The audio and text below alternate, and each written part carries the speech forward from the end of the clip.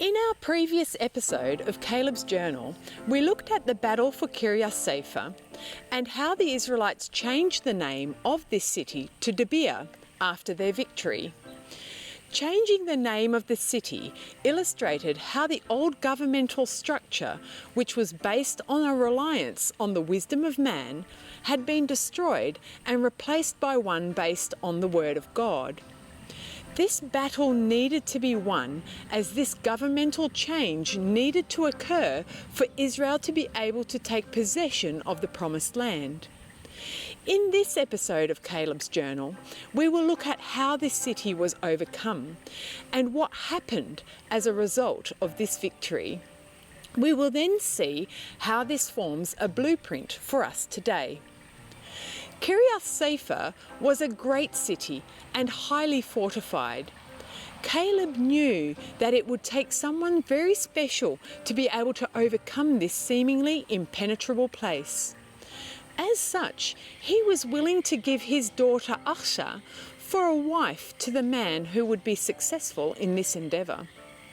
The name of the man who was victorious and took the city was Othniel. Othniel was the nephew of Caleb, and his name means Lion of El. Lions are known for their majestic beauty and their regal bearing. Being at the top of the food chain, they are also known for their fierceness and their ability to gather herds together as they hunt. It is the exalted and fierce characteristics of the lion that are particularly linked to the name Othniel. Our Lord and Saviour, Jesus Christ, is also described in the Bible as a lion, the Lion of the tribe of Judah. As such, we see Othniel illustrating Jesus in this account. The city of Kiriath-sepher could not be overcome by any man. It required a lion. It required Othniel. Similarly, in our day, the governmental strongholds that are founded on the wisdom of man cannot be overcome by our own strength, no matter how well-intentioned we may be. We also need a lion, the Lion of the tribe of Judah, Jesus Christ. Both Othniel and Jesus engaged in their successive battles by walking in the reality that the Almighty God is sovereign and that His name is to be exalted. And as such, they could walk boldly forth to battle in order to open up the way of righteousness. It was only through the power of God that both were able to overcome the false ideologies embodied within the wisdom of man.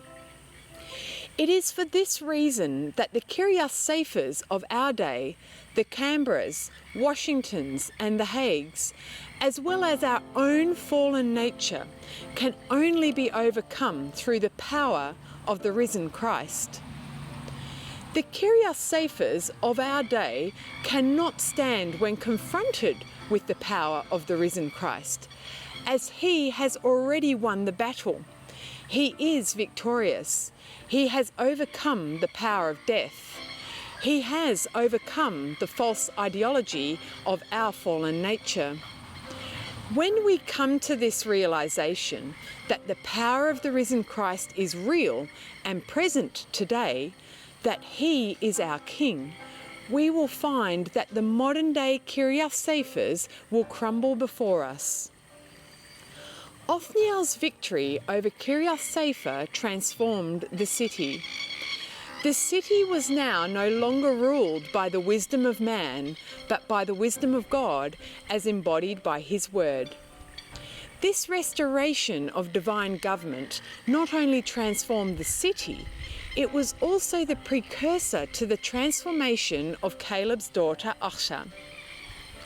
The name Achsah has two meanings. Firstly, a fetter or anklet, and secondly, bursting the veil. In Achsah, we see one who is bound, but who is destined to be freed. Does this not sound familiar?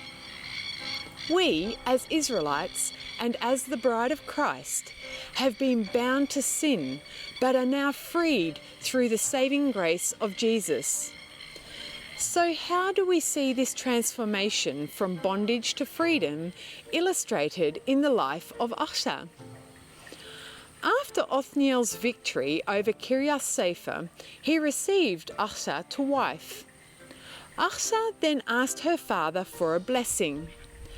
As part of her marriage arrangement with Othniel, Achsah had been given a land in the Negev, which by nature is dry and parched.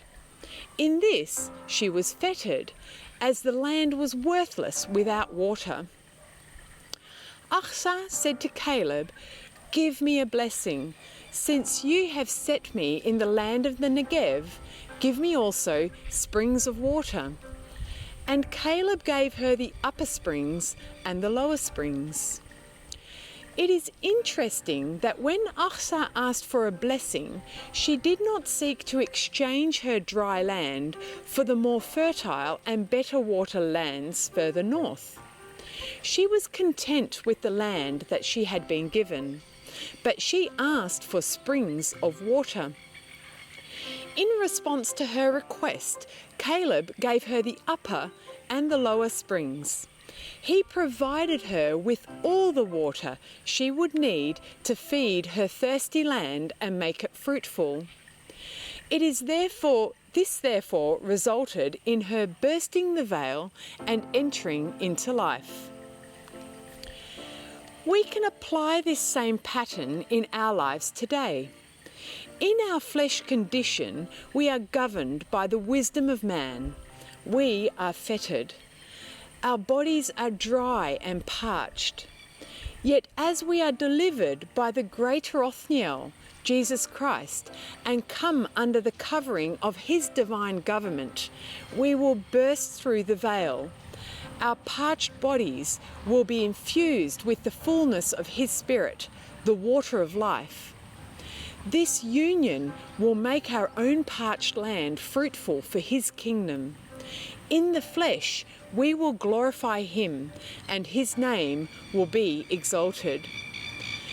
May this encourage us today to become aware of the very real power of the risen Christ, that the battle has been won, that he has overcome, and that by moving into this realization, we will come into union with him, being filled with the fullness of the water of his Spirit, thereby becoming life to the parched land of the world. If you found this video interesting, we have prepared a study guide which contains more information on this topic. You can download it by clicking on the link in the description box below. Please consider subscribing to our channel, and we will see you again in our next episode.